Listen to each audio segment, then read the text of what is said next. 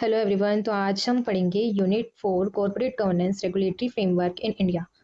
इसके अंदर कुछ 5 रेगुलेटरी फ्रेमवर्क्स हैं जो हम आज इस वीडियो में कवर करेंगे। सो कॉर्पोरेट गवर्नेंस को जो इंडिया में लाया गया, उसको different different committees, regulations and laws के थ्रू इंट्रोड्यूस कराया गया हमारे इंडिया में।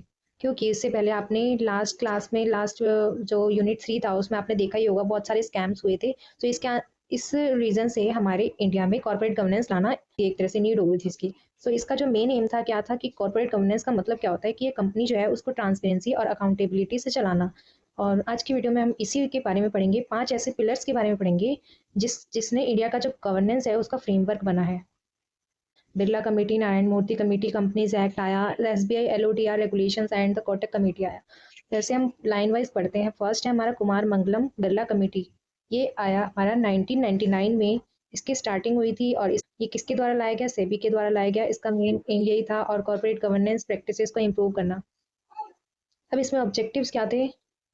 कॉर्पोरेट गवर्नेंस को बेटर करना, ट्रांसपेरेंसी एंड अकाउंटेबिलिटी को कंपनी में इंक्रीज करना, और जो शेयर होल्डर्स होते हैं, इन्वेस्टर्स होते हैं जो इन्वेस्ट करते हैं कंपनी में, उनके इंटरेस्ट को प्रोटेक्ट करना, फाइनेंशियल रिपोर्टिंग एंड डिस्क्लोजर्स को इम्प्रूव करना, जो इसमें वो स्कैम्स होते रहते हैं। इसी रीज़न से इसका मेन ऑब्जेक्टिव था कुमार मंगलम बिरला कमेटी का। इसके अंदर कुछ मेजर रिकमेंडेशन दिए गए, जिसमें था फर्स्ट था हमारा जो बोर्ड होते हैं उसमें 50% नॉन एग्जीक्यूटिव डायरेक्टर्स होने चाहिए, और उनका जो एग्जीक्यूटिव एंड नॉन एग्जीक्यूटिव है इनका बैलेंस होना चाहिए। ये नहीं कि सिर्फ एग्जीक्यूटिव डायरेक्टर्स ज़्यादा होने चाहिए, ऐसा नहीं होना चाहिए। एक तो इसमें बैलेंस होना चाहिए बोर्ड ऑफ डायरेक्टर्स में, एग्जीक्यूटिव नॉन एग्जीक्यूटिव डायरेक्टर्स का, और एटलीस्ट नॉन एग्जीक्यूटिव जो डायरेक्टर्स हैं वो 50% होने चाहिए बोर्ड की। एंड अगर इसमें जो चेयरमैन है वो एग्जीक्यूटिव है तो जो 50% या फिर हाफ जो इंडिपेंडेंट डायरेक्टर्स होना चाहिए कंपलसरी है। ये सारी रिकमेंडेशन कुमार मंगलम कमेटी द्वारा दिए गए। और इसमें है जो कमेटी में जो सबसे इम्पोर्टेंट है इसमें कि जो ऑडिट कमेटी है उसको बनाना, उसको मैंडेटरी किया गया है, जिसके अंदर मिनिमम कम से कम 3 मेंबर्स तो होने चाहिए। एंड जो ऑडिट कमेटी के जो मेंबर्स होंगे उनको फाइनेंशियल नॉलेज होनी चाहिए। कमेटी है ये रिव्यू करेगी फाइनेंशियल स्टेटमेंट्स एंड जो ऑडिट की रिपोर्ट्स हैं इनको करे। ये कुमार मंगलम बिरला कमेटी। एंड जो कंपनी है उनको प्रोवाइड करना है accurate and timely disclosure of financial information का। टाइम के अकॉर्डिंग फाइनेंशियल इन्फॉर्मेशन को डिस्क्लोज करना है कंपनी को, ये होना चाहिए ये। एंड जो मैनेजमेंट है वो डिस्क्लोज करेंगे important financial and operational information to shareholders.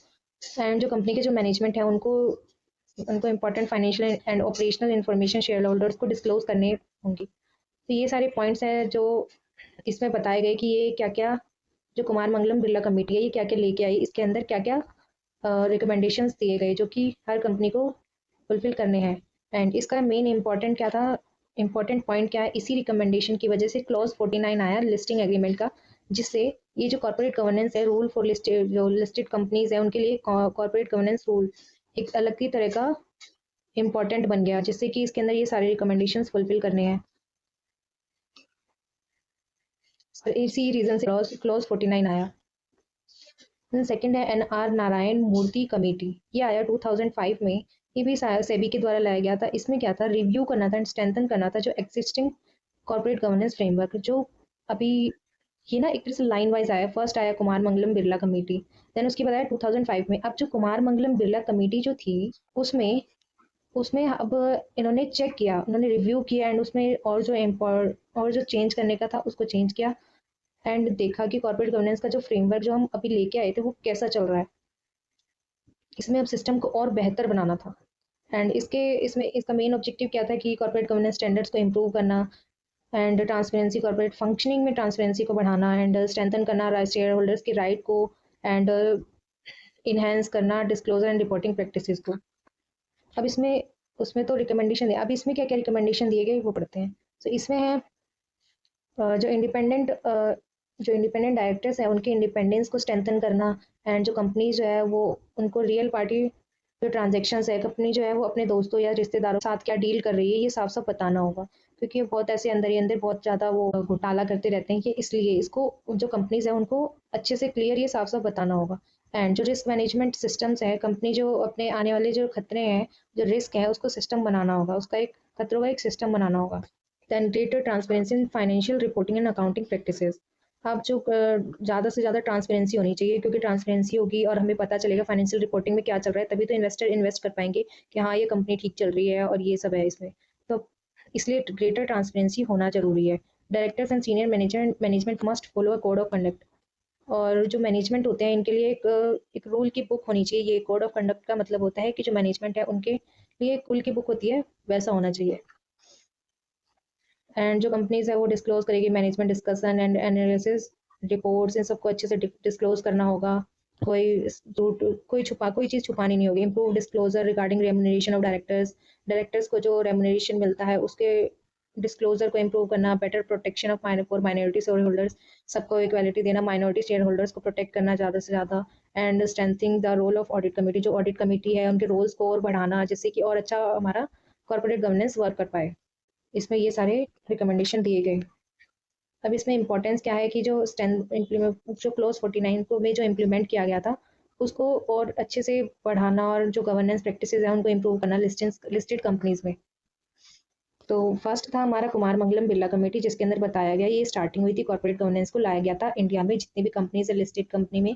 And close 49 लाया गया था जिस कारण की जो सारी लिस्टेड कंपनी है उसमें ये सारे होल फुलफिल किए जा सके। जो कॉर्पोरेट गवर्नेंस में जो भी पॉइंट्स बताए गए कि 50% नॉन एग्जीक्यूटिव डायरेक्टर्स होने चाहिए कम से कम, ऑडिट कमेटी बनाई गई, ये सारी चीज़ें। एंड जो नेक्स्ट था एनआर नारायण मूर्ति कमेटी, जो 2005 में लाया गया। अब इसमें क्या हुआ, इसमें रिव्यू किया गया। इसमें रिव्यू किया गया कि जो जो अभी फ्रेमवर्क लाया गया वो कैसा है, और बढ़ावा दिया गया और अच्छे से उसमें इम्प्रूवमेंट किया गया different different. And independent director और उनके रोल्स को बताया गया। रिलेटेड पार्टी ट्रांजेक्शन्स को डिस्क्लोज करें। अपने जो भी ट्रांजेक्शन्स होंगे रिलेटेड पार्टी के, जो अपने रिश्तेदारों के जो ट्रांजेक्शन्स होंगे उनको अच्छे से क्लियरली डिस्क्लोज करेंगे। रिस्क मैनेजमेंट सिस्टम्स एस्टेब्लिश किए जाएंगे। Financial reporting and accounting practice और ट्रांसपेरेंसी होनी चाहिए इसमें। तो ये सारी चीज़ें थी जिस नारायण मूर्ति कमेटी में बताया गया। देन थर्ड है अब हमारा आया कंपनी एक्ट। अब इससे रिलेटेड एक कंपनी एक्ट आया, related relevant provisions of the company act 2013। अब ये कंपनी एक्ट जो है 2013 का इंट्रोड्यूस किया गया है। बहुत सारे इसके अंदर प्रोविजंस थे जिससे कि जो कॉर्पोरेट गवर्नेंस है उसको और स्ट्रेंथन किया जा सके। अब इसके अंदर क्या क्या इंपॉर्टेंट प्रोविजंस थे। फर्स्ट था हमारा इंडिपेंडेंट डायरेक्टर्स। लिस्टेड जो कंपनी थी, जो भी कंपनी लिस्टेड थी क्लॉज 49 में, उनको मस्ट कर दिया गया कि एक जो इंडिपेंडेंट डायरेक्टर्स जो है वो होना चाहिए, जिससे जो डिसीजंस है वो इम्पार्शियल ना हो, सबके लिए इक्वल हो। एंड सेकंड है बोर्ड कमेटी। जो कंपनीज है वो मस्ट फॉर्म वेरियस कमिटीज, जैसे audit committee, nomination and remuneration committee, stakeholder relationship committee, ये सारी कमेटी फॉलो करनी है। थर्ड है कॉर्पोरेट सोशल रिस्पॉन्सिबिलिटी। अब सीएसआर का मतलब मैंने लास्ट वीडियो में भी बताया था कि जो सीएसआर होता है, जो कंपनीज होती है उनको 2% ऑफ एवरेज नेट प्रॉफिट का सीएसआर एक्टिविटीज़ में खर्च करना होता है। जैसे अपने इन्वायरमेंट में जो भी आसपास की जो सोसाइटी है उसके लिए 2% उनको रखना होता है अपने नेट प्रॉफिट का एवरेज में से।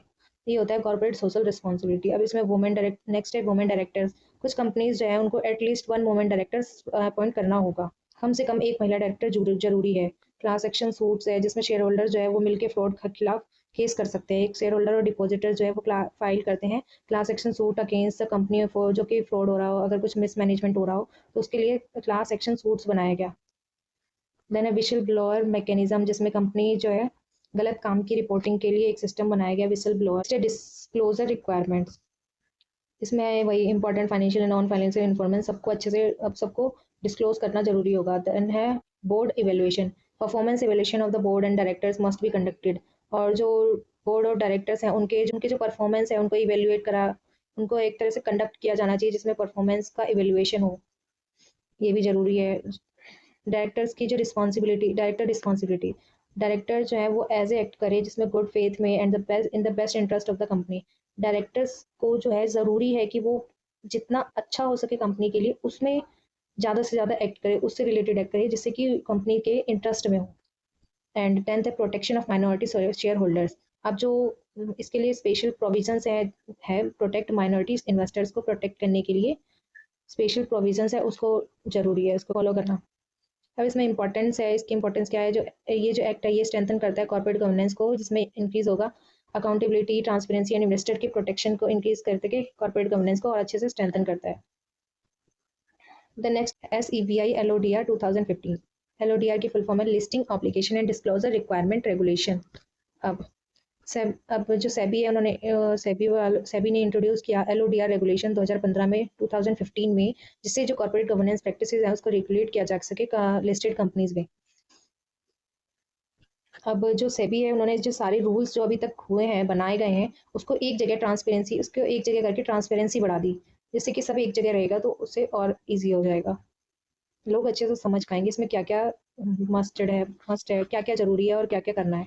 अब इसका ऑब्जेक्टिव है कि इसमें है कि जो लिस्टेड कंपनीज है उसमें जो गवर्नेंस की जो प्रैक्टिसेस है जो भी अभी तक बताया गया वो सब प्रॉपर हो रहा है या नहीं हो रहा, ट्रांसपेरेंसी एंड डिस्क्लोजर को इम्प्रूव किया करना है, एंड जो इन्वेस्टर है उनके इंटरेस्ट को प्रोटेक्ट करना है, इसका ऑब्जेक्टिव ये है मेन। अब इसमें मेन प्रोविजंस क्या दिए गए, proper composition of board of directors, जो बोर्ड ऑफ डायरेक्टर्स है उनका प्रॉपर डिवीजन हो, जैसे इंडिपेंडेंट इतने इंडिपेंडेंट इतने एग्जीक्यूटिव इतने, इन सबका अच्छे से कंपोजिशन हो। Then mandatory establishment of board committee, जो बोर्ड कमेटी है उसका एस्टेब्लिशमेंट बहुत जरूरी है। Then timely disclosure of financial, और जो फाइनेंशियल रिजल्ट्स हैं उनको टाइम पर देना, material disclosure of material events and information to stock exchanges, and जो हर बड़ी जो खबर होती है स्टॉक एक्सचेंज को बताने वाली उन सबको अच्छे से डिस्क्लोज करना। And maintenance of corporate governance reports, maintenance of corporate governance reports को अच्छे से मेंटेन करना, शेयर होल्डर्स के राइट को प्रोटेक्ट करना, रिस्क मैनेजमेंट फ्रेमवर्क बनाना, प्रॉपर ट्रांसपेरेंट रेमुनरेशन पॉलिसीज रखना, मतलब जो भी पॉलिसी होगी ट्रांसपेरेंट, जो भी रेमुनरेशन पॉलिसीज होगी ट्रांसपेरेंट करना उसको, मतलब कुछ भी छुपाना नहीं, कुछ भी छुपाना नहीं है। Disclosure of related party transaction, अगर कोई रिलेटेड रिलेशन में कोई ट्रांजेक्शन हो रहा है उसको अच्छे से डिस्क्लोज करना। Ensure ethical conduct in business operation जो भी होते हैं उसमें एथिकल कंडक्ट होना चाहिए, कोई भी अनएथिकल ऐसा काम ना करना, वो चेक करना। सो ये सारे जो चीज़ें हैं इसको सेबी ने एक अच्छी तरीके से एक जगह करके इसको ट्रांसपेरेंसी इसकी बढ़ा दी। एंड इंपॉर्टेंस है इसमें जो गवर्नेंस स्टैंडर्ड्स एंड और जो इन्वेस्टर्स हैं उनके कॉन्फिडेंस को इंक्रीज किया, एंड जो गवर्नेंस के स्टैंडर्ड्स हैं उसको स्ट्रेंथन किया। S E B I SEBI L O D R 2015 में इनके रेगुलेशंस के द्वारा। देन नेक्स्ट है उदय कोटक, देन नेक्स्ट है उदय कोटक कमेटी 2017। इसको सेट ये सबसे लार्जेस्ट रिकमेंडेशन था है, मतलब ये जो उदय कोटक कमेटी है इसको सेटअप किया गया था सेबी के द्वारा 2017 में, जिसमें कुछ आगे इंपॉर्टेंट इंप्रूव करना कॉर्पोरेट गवर्नेंस का स्टैंडर्ड को इंडिया में। उसका इसमें ऑब्जेक्टिव क्या था कि जो ट्रांसपेरेंसी एंड अकाउंटेबिलिटी है कंपनीज में उसको इम्प्रूव करना, एंड जो बोर्ड ऑफ डायरेक्टर्स है उनके रोल को स्ट्रेंथन करना और बढ़ाना उनके रोल को, एंड जो माइनॉरिटीज और शेयर होल्डर्स हैं उनको प्रोटेक्ट करना। अब इसमें मेजर रिकमेंडेशन क्या थे, जो लिस्टेड कंपनीज है उसमें मिनिमम 6 डायरेक्टर्स होने चाहिए, कम से कम 6 डायरेक्टर्स होने चाहिए लिस्टेड कंपनीज में, और जो चेयरमैन है एंड एमडी है उनके रोल्स अलग अलग होनी चाहिए, सेपरेशन होना चाहिए। At least one women independent directors होनी चाहिए बोर्ड पर, जो भी आप है वन वुमेन इंडिपेंडेंट डायरेक्टर होनी चाहिए एटलीस्ट कम से कम। इंक्रीज इन डिस्क्लोजर रिक्वायरमेंट्स से बढ़ाना, एंड ऑडिट कमेटी को बढ़ाना, ऑडिट कमेटी को स्ट्रेंथन करना, इंडिपेंडेंट डायरेक्टर्स के जो ग्रेटर रोल है उसके लिए इंडिपेंडेंट डायरेक्टर्स होने चाहिए। इंप्रूव रिस्क मैनेजमेंट प्रैक्टिसेस को इंप्रूव करना, कॉर्पोरेट गवर्नेंस की रिपोर्टिंग को और अच्छा बेटर करना, रिलेटेड पार्टी ट्रांजेक्शन्स को इंप्रूव करना, मॉनिटरिंग करना अच्छे से, enhance protection monitor share holders के प्रोटेक्शन को एनहांस करना। अब इसमें इंपॉर्टेंस क्या थी, जो गवर्नेंस स्टैंडर्ड्स थे उनको इंप्रूव किया गया, एंड जो इंडियन कंपनीज है उसमें ट्रांसपेरेंसी बढ़ाई गई। अब इसमें कंक्लूजन क्या निकलता है, तो जो कंक्लूजन है जैसे कि बिरला और मूर्ति कमेटी है, इन्होंने बेस बनाया था, क्योंकि स्टार्टिंग में ये सब लाइन से ही चलता आ रहा है, लाइन से है। पहले बताया गया, कमेटी लाई गई, फिर उसके बाद दोबारा दोबारा एक कमेटी लाई गई उसको चेक करने के लिए, स्ट्रेंथन करने के, उसके बाद एक एक्ट लाया गया कंपनीज एक्ट 2013 में। उसके बाद सेबी के रेगुलेशंस आए लिस्टिंग कंपनीज के लिए, एंड कोटक कमेटी है लास्ट में इम्प्रूवमेंट के लिए। सॉरी। इसमें कंपनी एक्ट थे जिन्होंने ऐसे कानून बनाए थे, एंड जो सेबी का एलओडीआर और जो कोटक कमेटी थी, इन्होंने आज के अकॉर्डिंग जो अपग्रेड कर रहे हैं, और ये सारे इन सब का जो एक ही मकसद है कि जो ट्रांसपेरेंसी है, जो इन्वेस्टर है उनको प्रोटेक्ट करना। अब इसमें यही है, इनका मेन यही है कि जो कॉर्पोरेट गवर्नेंस है वो अच्छा हो, और जो कंपनीज है उसके अंदर जो भी काम हो रहा है उसके, क्योंकि मेन जो होता है ना पूरी कंपनी का वही होता है कॉर्पोरेट गवर्नेंस, कि आपका जो फंक्शन है, आपका जो काम है अंदर कैसा हो रहा है, किस तरह से हो रहा है, रेगुलेशन क्या है कंपनी का सारी चीज़ों के लिए, तो वो ट्रांसपेरेंट होना चाहिए, अकाउंटेबल होना चाहिए। जो भी डायरेक्टर्स हैं, जो भी मैनेजर्स हैं, वो अपने लिए अपने जो भी उन्होंने काम किया उसके लिए अकाउंटेबल हो। एथिकल मैनेजमेंट होना चाहिए, किसी को भी अनएथिकल नहीं होना चाहिए, किसी के साथ कोई अनइक्वालिटी नहीं हो, और जो इन्वेस्टर्स हैं जो कंपनी में इन्वेस्ट करते हैं उनको प्रोटेक्ट करें। तो इन सब के लिए 5 कमिटीज़ आई थी, जिसमें बिरला कमेटी थी, Narayan Murthy committee, company act था, एसईबी, सेबी, एलओडीआर रेगुलेशंस थे एंड कोटक कमेटी थी, जिससे कि जो कॉर्पोरेट गवर्नेंस है उसको बढ़ावा दिया जा सके एंड जो ये भी स्कैम होते आ रहे हैं इनसे बचाव के लिए, इन्वेस्टर्स और शेयर होल्डर्स को प्रोटेक्शन के लिए, जो इनका लॉस हुआ इतना, जो हमने लास्ट क्लास में पढ़ा था, उसके लिए इन्होंने ये पांच फ्रेमवर्क्स आए, रेगुलेटरी फ्रेमवर्क्स। तो यही था। नेक्स्ट वीडियो में हम यूनिट 5 कब लेके आऊंगी मैं।